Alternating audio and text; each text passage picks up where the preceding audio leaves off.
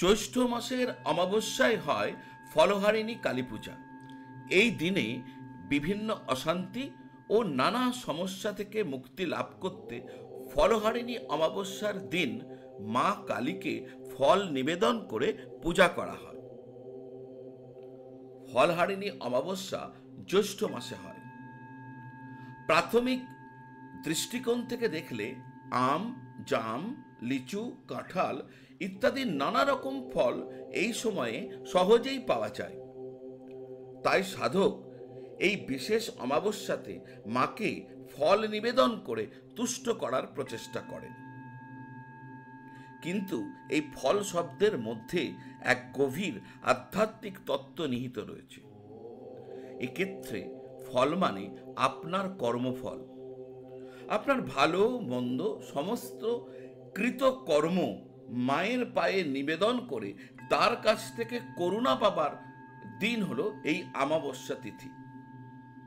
অর্থাৎ কৃপা করে মা যেন আপনার অশুভ কর্মের ফল, দুঃখ, কষ্ট, যন্ত্রণার ফল হরণ করে আপনাকে আশীর্বাদ করেন এবং সুখে রাখেন। আরো বৃহত্তর অর্থে এই দিন মায়ের চরণে সাধকেরা তার কর্মফল অর্পণ করে থাকেন মোক্ষ ফল প্রাপ্তির জন্য। অর্থাৎ মা সাধকের কর্মফল হরণ করে সাধককে তার অভীষ্ট ফল মোক্ষ ফল প্রদান করেন।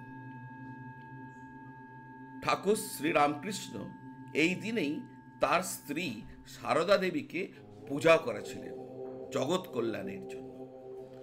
1280 বঙ্গাব্দে জ্যৈষ্ঠ মাসে অমাবস্যা তিথিতে তিনি দক্ষিণেশ্বরে মা আদ্যাশক্তির সগুণ রূপের পূজা করেছিলেন।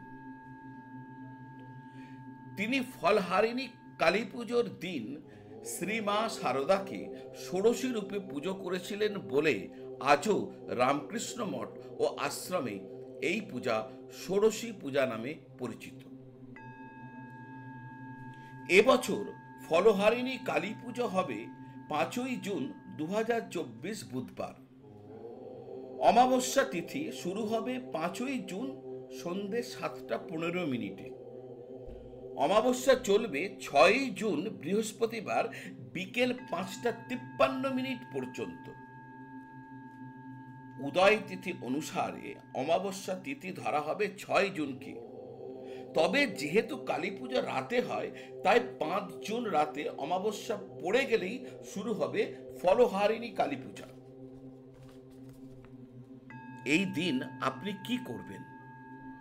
স্বাস্থ্য, পড়াশোনা, কর্ম, ভাগ্য, দাম্পত্য, প্রেম সমস্ত ক্ষেত্রে সুফল পেতে এই দিন যাদের পক্ষে সম্ভব তারা দক্ষিণেশ্বর, কালীঘাট বা তারাপীঠে যান।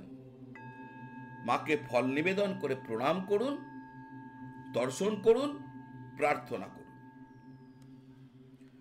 আর যাদের পক্ষে সম্ভব হচ্ছে না তারা নিজ নিজ গৃহমন্দিরে অমাবস্যা পড়ার পর স্নান করে শুদ্ধ হয়ে মায়ের ছবির সামনে প্রদীপ জ্বালান, মাকে ফুল নিবেদন করুন, ফল নিবেদন করুন। এরপর একটি বেলপাতার ওপর সিঁদুর রেখে তার ওপর তেল দিয়ে গুলে সিঁদুর তেল করে ওই বেলপাতাটি মার সামনে রাখুন। ভক্তিভাবে মাকে প্রণাম জানান, মায়ের কাছে প্রার্থনা করুন। দেখবেন সারা বছর আপনি নিশ্চিত মায়ের কৃপাতে সুফল লাভ করবেন। নমঃ শিবায়। সকলে খুব ভালো থাকুন, সুস্থ থাকুন।